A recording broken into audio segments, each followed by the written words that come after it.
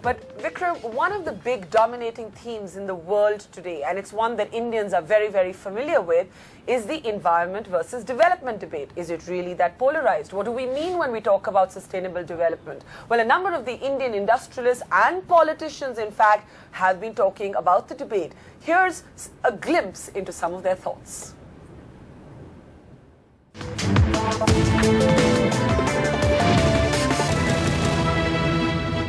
The FDI flow has really not been as high as what one would have expected. I think it's partly to do with many factors, including environment. I would broadly call it more factors of uncertainty. I would say, there is never a 0-1 answer to these things. What is most important for everyone, whether it's the corporate side or the policy makers, is to find the right balance between the two. We need the last burst of reforms, which are now under debate. Some FDI issues. We are looking at some pressure which comes from the area of environment that needs to be dealt with. India will need to grow, and for growth we will need to consume resources. And I think our government again is engaging with the world when they're giving commitments for carbon emissions, carbon control. I think very good balance is being achieved.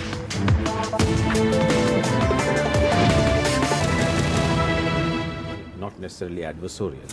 All right, those are just some of the statements we've been hearing in Davos on that all too familiar debate that now dominates world discussions everywhere. How do you reconcile the demands from environmental groups on the one hand, which are now taken seriously by policymakers everywhere in the world, and on the other hand, the need to keep the growth story going? This is a story that's especially relevant to India. We'll also be joined by Shweta Rajpal Kohli.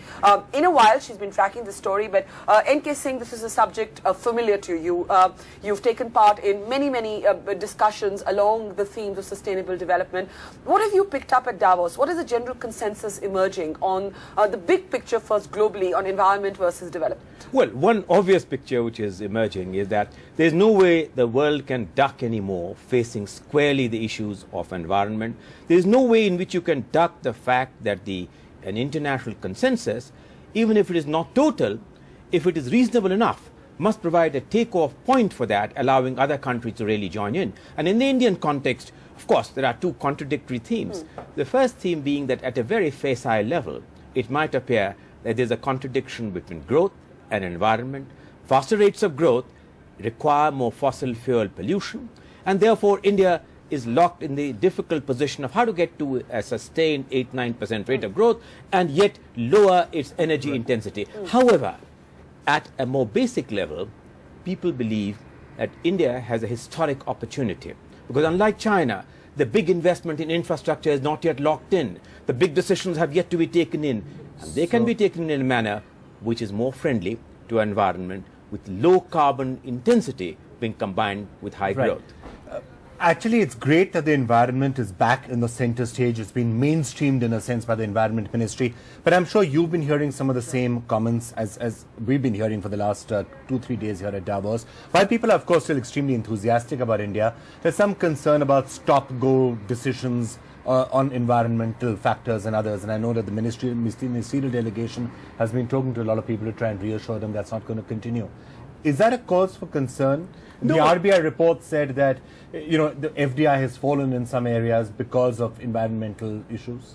No, I don't think so, because the take that I have, Vikram, is talking to a lot of people on environment, that India perhaps was responsible for stalling the progress in Copenhagen, but was in a fact, not only a fact, but a solution-finding mode when it came to Cancun, partly because expectations were lowered, but also because I think in the meantime, India had taken enough domestic action to make its action credible internationally that they are serious about combining the virtues of growth with the virtues of managing environment in a sustainable way.